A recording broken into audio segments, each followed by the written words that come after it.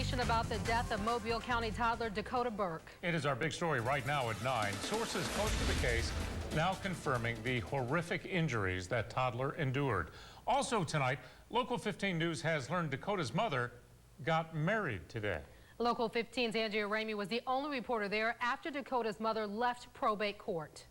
Well, Kim, that's where she tied the knot today. The newly married couple had no comment as they left probate court. To be clear, they have not been named suspects in this case. No one has. No arrests have been made. And what all sources are telling me is an appalling case.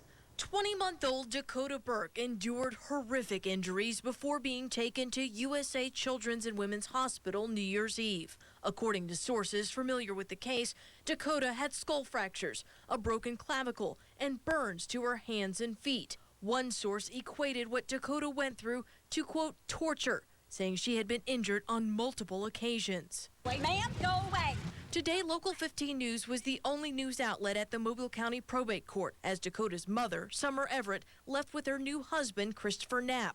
Last week, investigators announced they wanted to interview Knapp's 4-year-old daughter as a possible witness. Did you guys just get married? But we didn't get a chance to ask about that. Neither Knapp nor Everett had anything to say as they left the courthouse. Go away.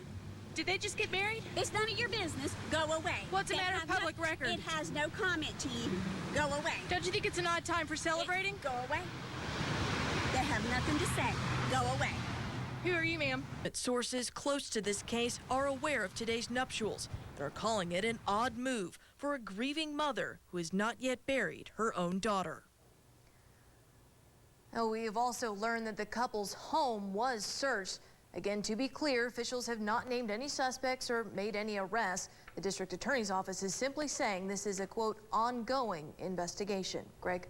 Well, tonight, the city of Mobile is taking action after Local 15 News uncovered this photo of an armed security guard paid for with your tax dollars posing with his gun aimed at a city employee. Now, Mobile has contracted to pay this private security firm hundreds of thousands of your taxpayer dollars to patrol city buildings.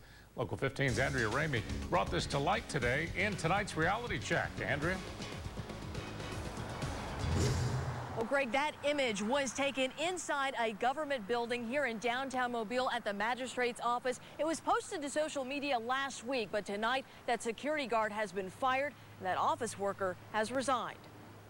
He may have worked for a firm called Professional Security, but the image Charles Friesen posed for was anything but, as the armed guard with his finger on the trigger holds his handgun next to this city worker's head to take a selfie.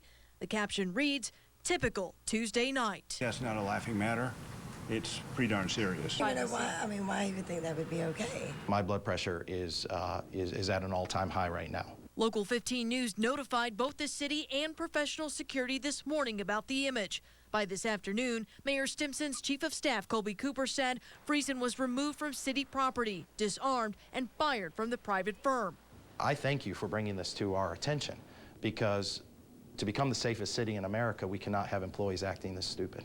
On Facebook, Friesen frequently posted selfies in his security uniform and talked about wanting to become a police officer, bragging that this week he would get to be tested. I can promise you, someone who has acted this carelessly is not going to be a police officer under Mayor Stimson. Friesen did not wish to speak on camera this evening, but he is adamant that that gun was not loaded when they took that picture. He also told me earlier that he has already gotten another job, but he would not tell me if he would be doing more security work. Reporting live in downtown Mobile tonight, Andrea Ramey, Local 15 News. Andrea, thank you. And if you... Local 15 News continues to investigate spending at the 911 center in Mobile County. A massive communications overhaul, a deal worth $40 million of your tax money, is currently being installed in the county. The deal is with communications company Harris, which was the lone bidder for the project. In tonight's reality check, Local 15's Andrea Ramey questions if the bid for the work was properly conducted. Andrea? Well, Greg, board members have called this deal, quote, barely legal. And now this document that I've obtained shows another company told 911 it could have saved taxpayers millions on this project, but it didn't get a chance to bid. A letter obtained by Local 15 News shows Motorola wrote 911 Director Gary Tanner in August of 2013, saying it would like to bid on the district's communication project.